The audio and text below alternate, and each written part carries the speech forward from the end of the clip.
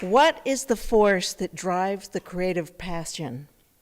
I ask as a love slave to my muse, why must I paint? Let's look at this terra incognita where muses and senses of mission dwell.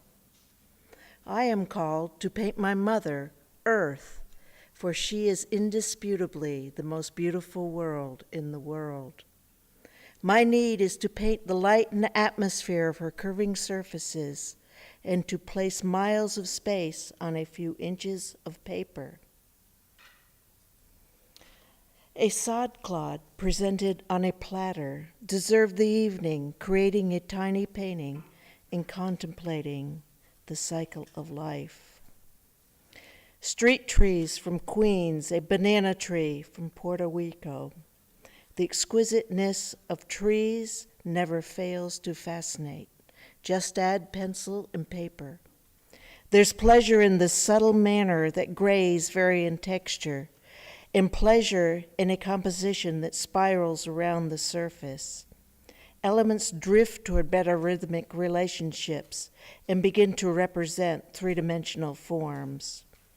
Pencil lines smeared with a finger make value masses. Lifting out with an eraser, white shapes are created, thus drawing by removal. Entering the woods, I dwell in the embrace of trees. As with any view, I strive to make all the elements come together as one, a unified vision, a holy whole. Each tree grows true to its biological design.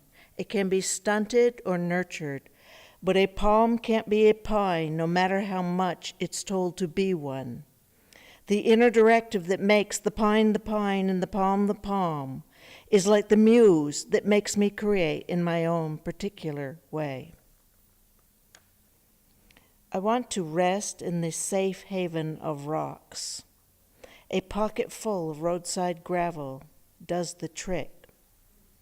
Stone holds the essence of geological time and the long view of things. In addition, the addition of white gouache to watercolor, combined with a light touch of the brush, allows many layers to be built upon each other, creating nanostrata. Eye goes wandering. The practice is stop, breathe, sink down, gaze, connect heart to eye, to view, to hand, to paper. Let them all dance together.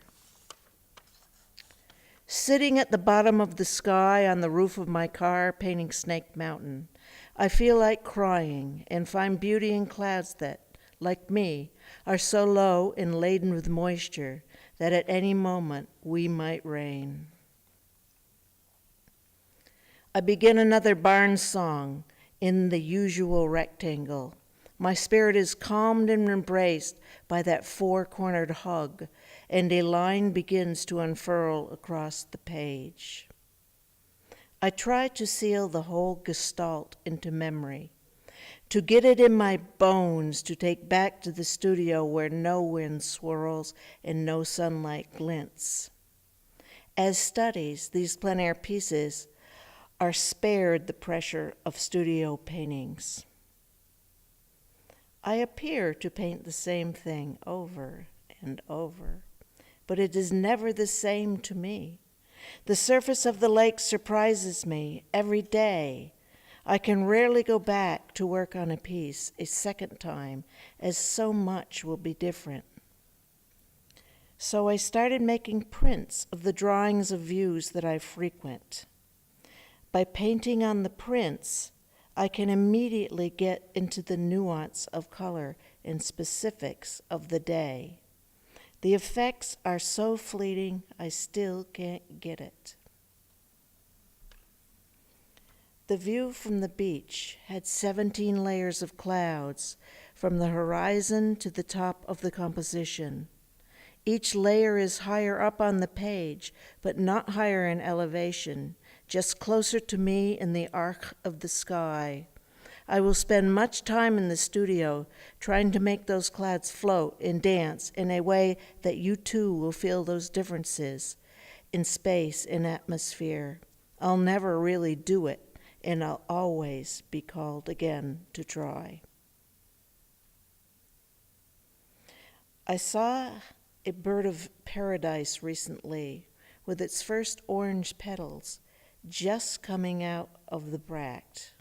What power was lifting them? The power of the biological imperative. Is that the muse, my biology? At a primary level, this imperative keeps all life in creation going.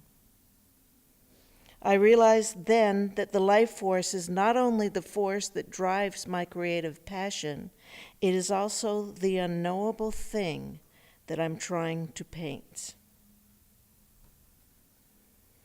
When done, I stand to leave and bow in 3 directions. One bow of gratitude to the scene that I've just painted, another to the sun in appreciation for its illumination, a third to the ground which supported me as I sat. And while I'm in that third bow, I look around for my brushes and other things that may have dropped, because it never hurts to be practical when trying to F the ineffable.